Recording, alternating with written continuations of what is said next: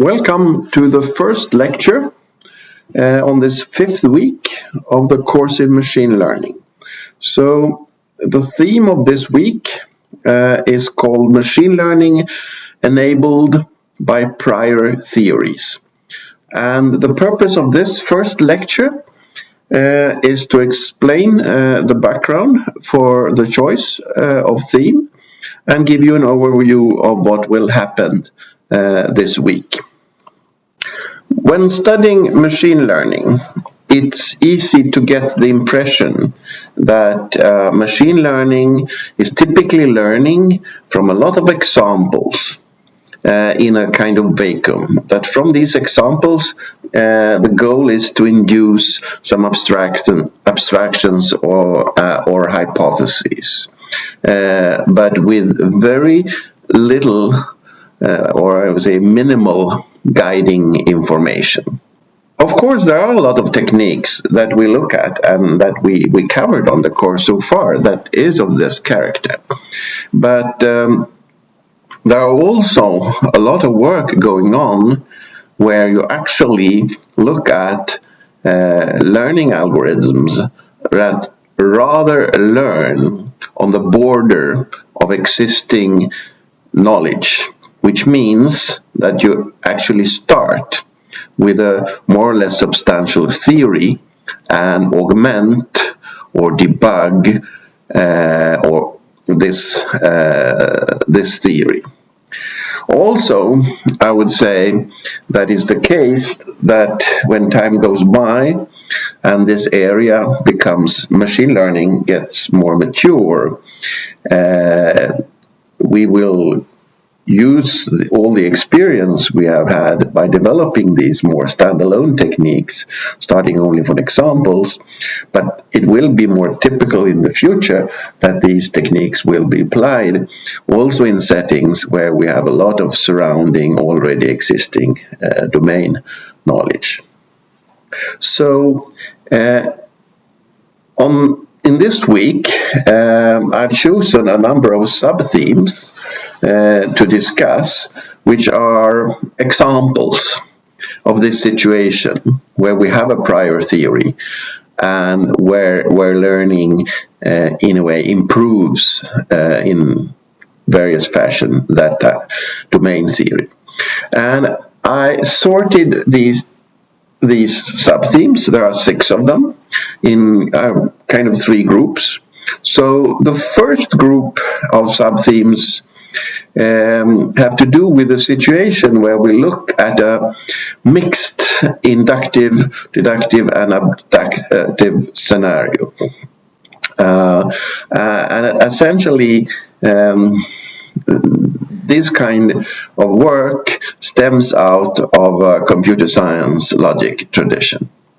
And those are explanation-based learning and inductive logic programming. And I will come back to that. So the next part, which is just one theme, is reinforcement learning. And I will spend considerable time on that because it's, first of all, it fits the theme of the week, because actually here you already have a system which is designed, but you want to improve that system. Also, there have been considerable success in this area lately, for example, in game playing. After that, there will be 3 other techniques that I will mention more briefly.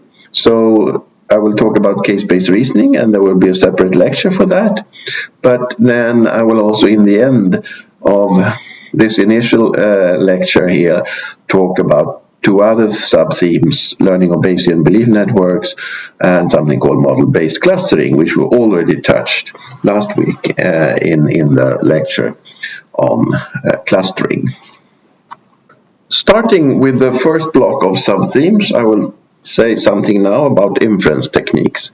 So there are 3 classical kinds of inference techniques. Deduction. And in deduction, which is the classical way of inference in logic, you derive a conclusion from given axioms, axioms which constitute domain knowledge, and facts, which are typically observations for a specific case. And then the conclusion can be derived by applying inference schemes, working from the axioms and the facts, using forms of inference like natural deduction, for example, modus ponens as a classical thing, or resolution. Then, on the other hand, we have induction, which is in the focus of this course. In induction, you derive an axiom, a general rule from observations, typically many observations, and possibly some background knowledge that can guide the generalization process from the observations. And as you have hopefully understood, induction is the main inference mechanism for learning. But then we have a third classical inference technique called abduction, which means that from a known axiom, theory, and some observation, you can derive a premise using a rule backwards, actually. So you start from the conclusion and you make an argument about the premise. And abduction is a core element of all kinds of explanations. I mean, as a great example, you can look at diagnosis in medicine. And abduction also has a strong relation to causation. Actually, looking at causal relations and use them backwards. So if we look at the two techniques we are going to look at now, explanation-based learning enables a spectrum of inferences from abduction to deduction. Explanation-based learning is very much abduction, but there are also cases where abduction in the presence of complete knowledge turns into deduction. While in inductive logic programming, we start from a full deductive framework of logic programming based on resolution as the inference technique. And what has then been done to expand or generalize logic programming to inductive logic programming is to see to that algorithms are developed that also enables induction to be made in a convenient way, so that you can easily, in the same framework, combine both deduction and induction. Explanation-based learning, abbreviated EBL, creates general problem-solving schemata by observing and analyzing solutions to specific problems. EBL spans the spectrum from deduction to abduction. It uses prior knowledge, domain theory, to explain why a training example is an instance of a concept. The explanations identify what features, in this case predicates, are relevant to the target concept. Prior knowledge is used to reduce the hypothesis space and focus the learner on hypotheses that are consistent with that knowledge. Accurate learning is possible even in the presence of very few training instances.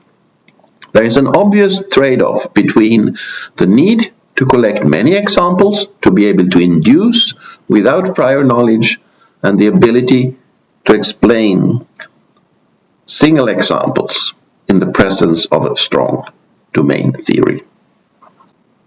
Let's go to the second theme of this week, inductive logic programming, abbreviated ILP.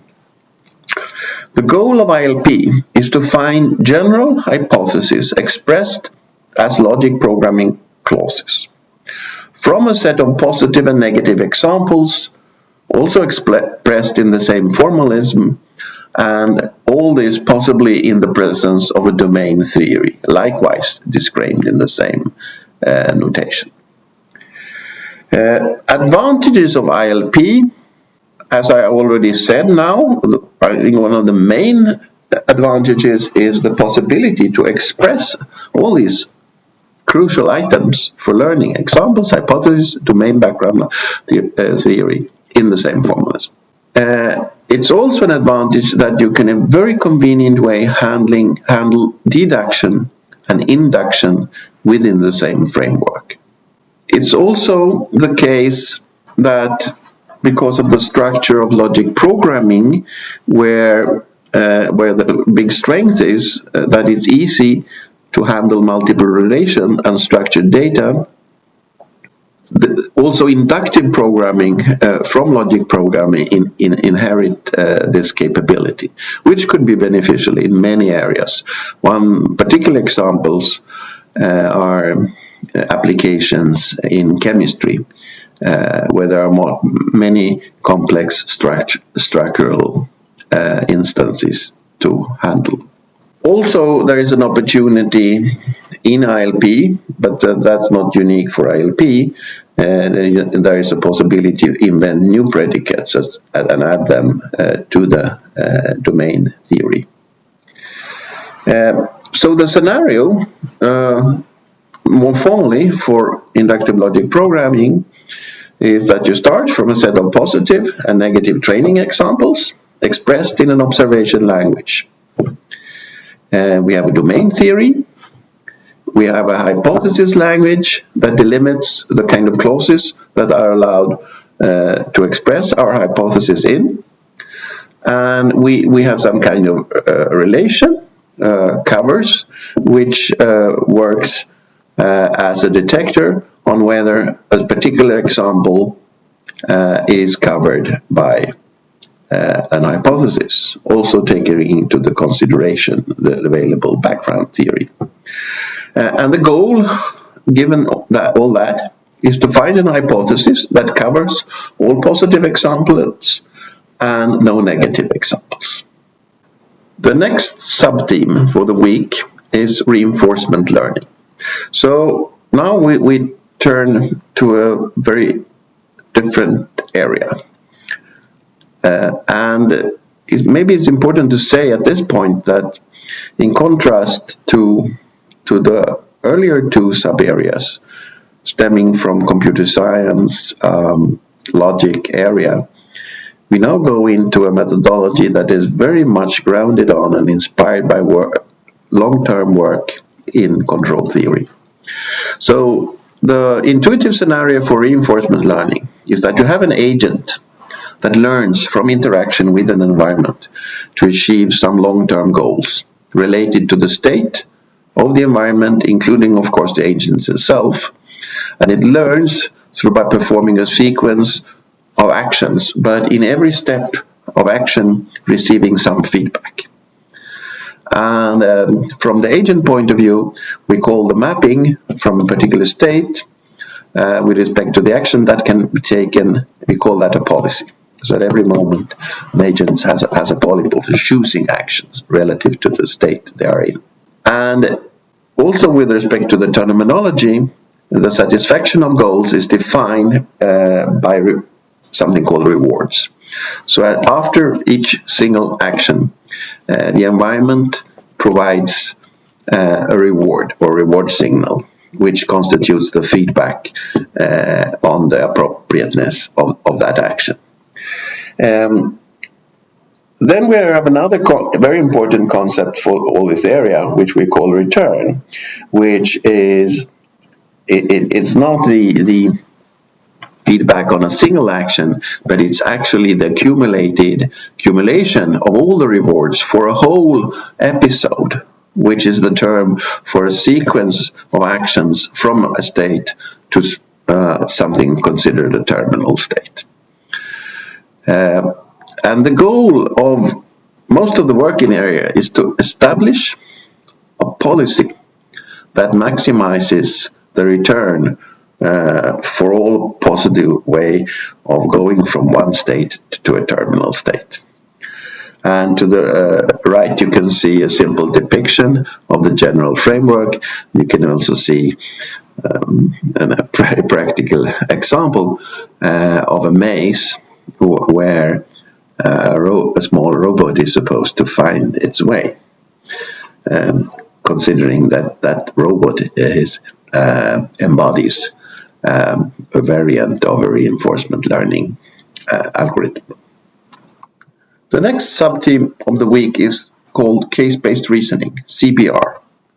And that's the process of solving new problems based on the experiences from solutions of similar past problems. Expressed in an alternative fashion, CPR does solve a new problem by remembering previous similar problems and by reusing knowledge of successful problem solvings for those problems. Case-based reasoning can be motivated by assumptions such as similar problems have similar solutions, normally, and that many domains are regular in the sense that successful problem-solving schemes are invariant over time. So one can say there are some considerations of invariance here as a starting point for using this method. Case-based reasoning typically are contrasted with rule-based reasoning. So in a rule-based system, you solve a problem by a fixed or maybe dynamic set of rules, while in case-based reasoning, everything starts from the cases, and there is in many examples no explicit rule base. We only have a memory of cases. An interesting analogy that always comes to mind if you look at legal systems in different countries. So in what many times called the German tradition or the Central European tradition, law is very much based on rules, while in the Anglo-Saxon tradition, law is very much based on cases. So typically in case-based reasoning, cases are stored in a case base or a case memory to be retrieved and used. When a successful solution to the new problem is found, an adapted case can be stored in the case base to increase the competence. And actually, this is this incremental growth of the case base that constitutes the learning behavior of this kind of system. Technically, case-based reasoning is primarily supported by the techniques described in the previous lecture on similarity-based learning in an earlier week, what was also called memory-based learning. And particular examples of what is really useful to inherit from that technology is these schemes for distance and similarity measures that are very crucial for retrieval of the similar cases we want to base on our reasoning on. Now we come to the last two sub-themes for this week, and those are the sub-themes where we will spend very little time on. I will only show you a couple of slides here and comment on those themes. In the reading recommendations for this week, you will also get some material on these kind of topics, so you may voluntarily look more into those themselves, but there is actually no time this week to go further into these. So the first of these two is learning of Bayesian belief networks. So we talked about that some weeks ago, and I will shortly recapitulate for you. So Bayesian belief network is a probabilistic graphical model that represents a set of variables and their conditional dependencies, describing effects in terms of causes. So structurally, BBN is a directed acyclic graph or a DAG. You can see it's small one to the right. And in that kind of network, inferences typically aims to update our beliefs concerning causes in the light of new evidence. So you design or build up the network in some direction. So we can say you could, in the forward direction, you could have a very typical deductive reasoning. But the more important part of it, that is what you typically want, is that you want to make inferences about causes in the light of new observation, new evidence. And the major theorem that supports the backward reasoning part here is called the Bayes theorem, which we already discussed in the earlier week. And this theorem makes it possible then to make valid probabilistic inferences about whether a cause may hold in the light of some evidence. And of course then Bayesian rule controls the inference for one step in the network, but the same procedure can be recursively applied throughout the whole structure. But then the issue is, what is learning here? Actually, one way of handling Bayesian belief network is to statically design them.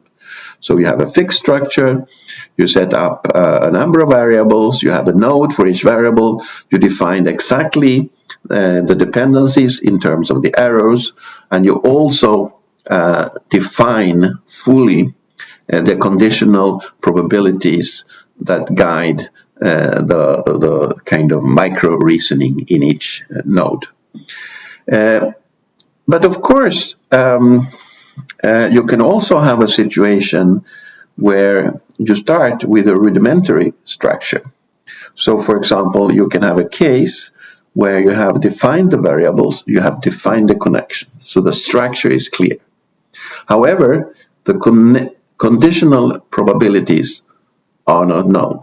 So this is what is called here parameter learning.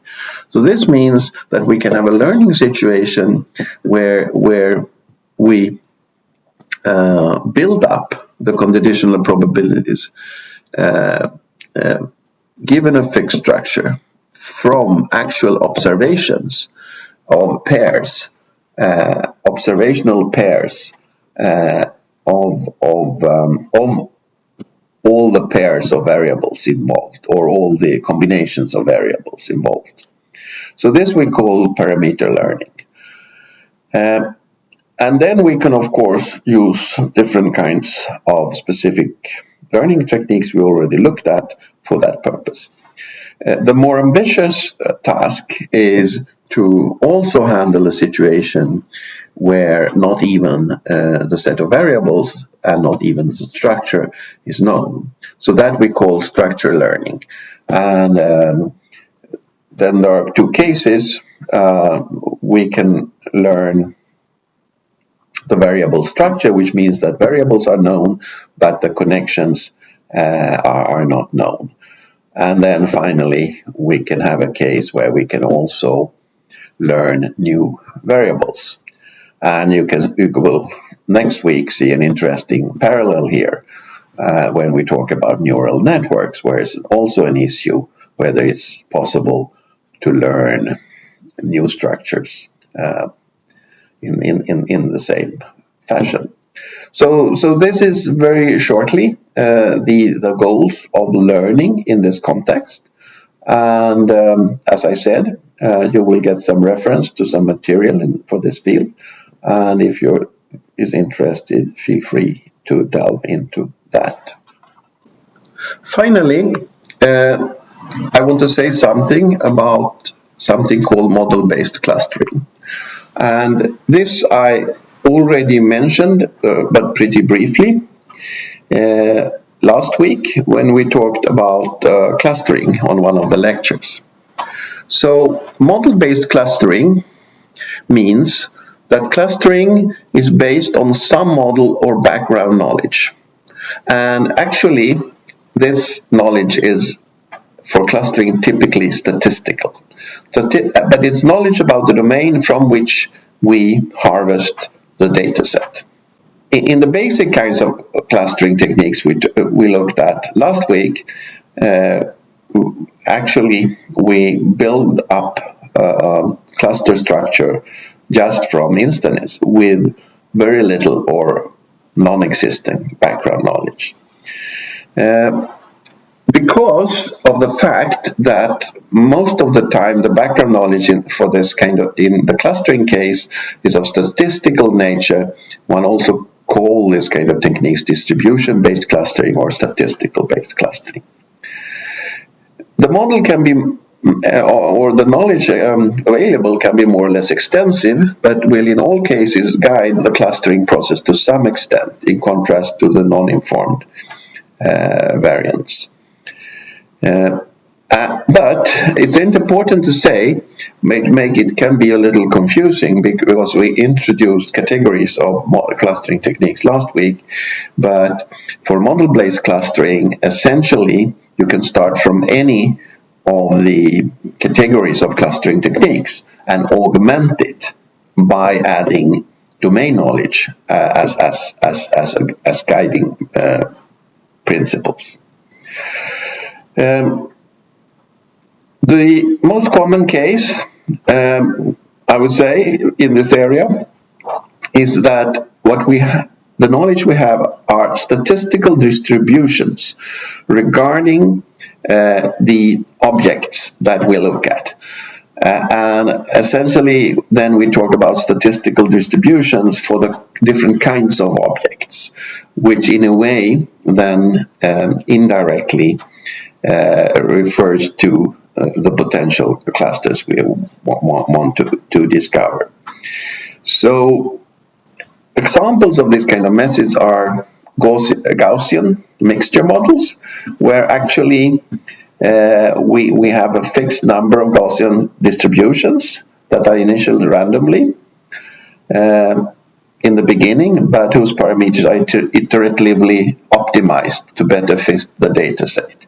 But these Gaussian distribution, in a way, then are related to the different hypothesis groupings of the data set. We also have some clustering techniques based on Bayesian statistics, and it's a very well-known system used very much practically actually in the industry called autoclass. And then finally we have something called conceptual clustering techniques with one very well-known system called Cobweb. By this, I end this initial lecture. Thanks for your attention. So we will now go to the different subtopics, and the next lecture, 5.2, will be on the topic of explanation-based learning. Thank you.